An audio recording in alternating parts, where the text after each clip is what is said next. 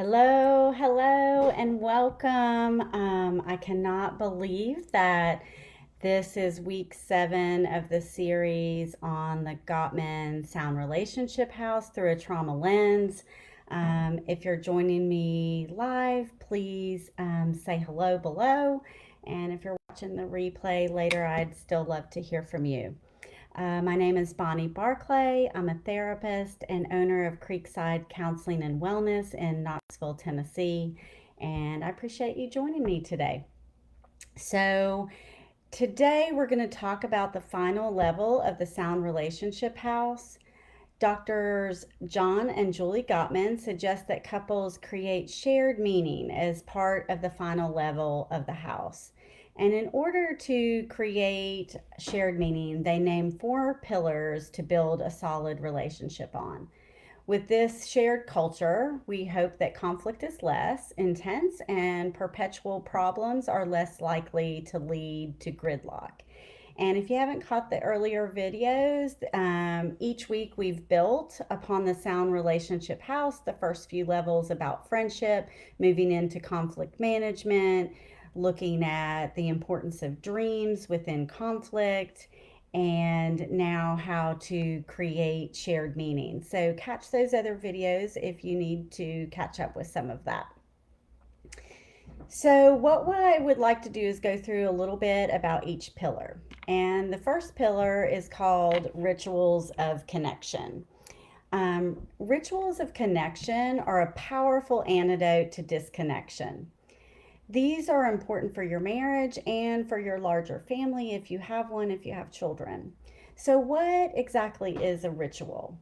A ritual is a structured event or routine that you all enjoy together and you can depend on. And that really is key there, that it's something consistent that you can depend on.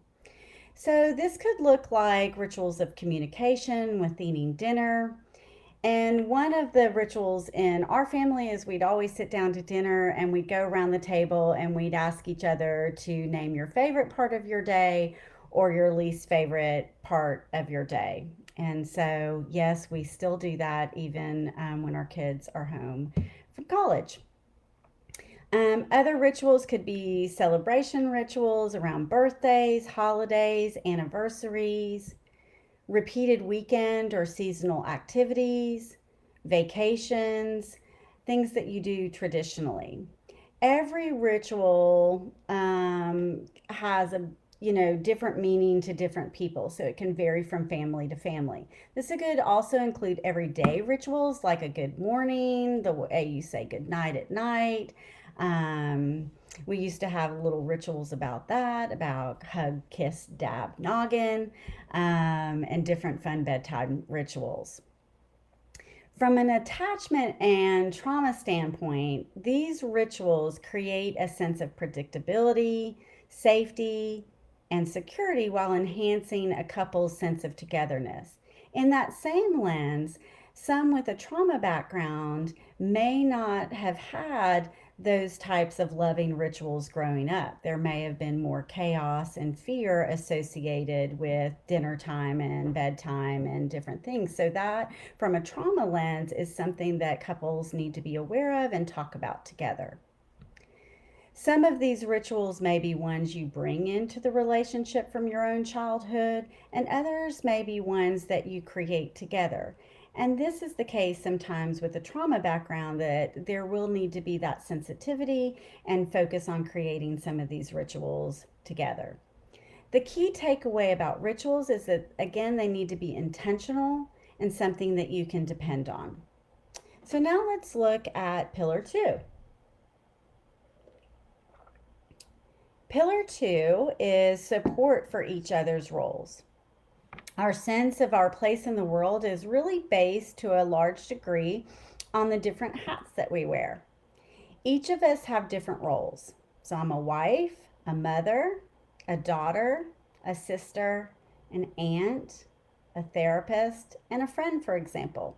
Our perspective on our roles and those of our partner can either lead to connection and harmony or tension and conflict. This is not about who's going to wash the dishes, but more about deeper beliefs and values that drive these roles, the relationship, family connections, and the overall culture in the family. For example, do you have similar views about parenting and the values you want to pass on to your children? How much contact and time do you want to spend with family and friends?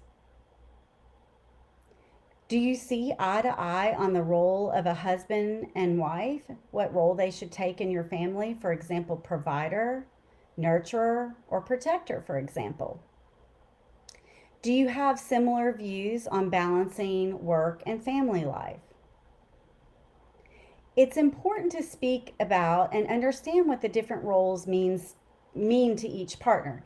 Even if partners do not agree with each other 100%, they can usually reach a consensus if they know or seek to understand what the significance behind that role is to each other. The marriage will be more profound to the degree that your expectations of each other are similar. So, pillar 3, shared goals. And again, we've talked about this some in earlier videos in different parts of the Sound Relationship House, but I do think in looking at pillar 3, it's important to just, review some of that here. Part of what makes life meaningful are the goals we strive to achieve. These can include more practical day-to-day goals and other deeper and more spiritual ones. Most of the time, we focus on the more practical ones, not talking enough about the deeper goals. No relationship stands on solid ground without shared goals of some kind. There are some of us who've not even asked ourselves these questions. And again, we looked at that with dreams and, what is it we dream about? What do we want out of life? And if we stop dreaming, then it's going to be difficult to communicate these if we don't even know them ourselves. So we have to ask ourselves that question. Can you imagine the profound effect this could have on your life personally and in your marriage or in your larger family unit if you asked yourself these questions, if you explored your dreams and goals and worked to unite and support each other around them? Again, check out last week's video as we discuss making life dreams come true. So now pillar 4, shared values and symbols. And as usual, I'm going to have different posts this week. I had one yesterday and today about some of these pillars, and I'll have some more later this week to kind of give you more information about that. So values and beliefs form the final pillar of shared meaning. These guide the way you want to live or conduct your life, the choices you make. They are sometimes represented by symbols. Such shared philosophies are often around love and trust, the importance of family, spiritual beliefs, the role of sex in the relationship, the importance and meaning of money, similar dreams about retirement and old age, similar ideas about power in the marriage, similar views on the importance of fun, play, and adventure. Often, a couple's values and beliefs are represented by symbols. Those can be photos or objects. For example, a couple of faith may have a religious symbol in their home, a cross. A couple may have a pet angel to represent a lost, loved pet. Certain repeated family stories can represent a source of pride around traditions or values central to your relationship or your family. So think about those stories you tell or repeat over the years. What activities symbolize what you value and what represents a meaningful and well-lived life? Think about the different symbols you may have or hold on to that represent your shared values. So the hard truth this week is that this is not a one and done conversation. This is an ongoing process. The more you discuss and keep this as a part of your relationship, the more sound your connection and relationship will be. And the challenge for this week is to explore these pillars with your partner. Even if you do not agree with each other 100%, can you reach a consensus around what is significant to the other and then create a culture of shared meaning?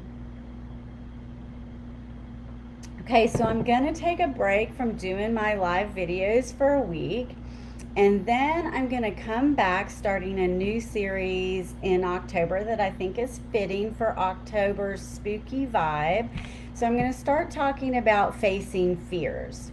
I plan to start the first week, October 5th, on the fear of uncertainty. I really see this in my day-to-day and in my practice, where this difficulty with uncertainty, this drive for certainty, really can fuel fear and anxiety. And especially with everything going on right now in our culture, I thought it might be a fun, spooky theme to talk about fears throughout the month of October. So I hope you will join me to shed some light on all things that go bump in the night. I will talk to you soon.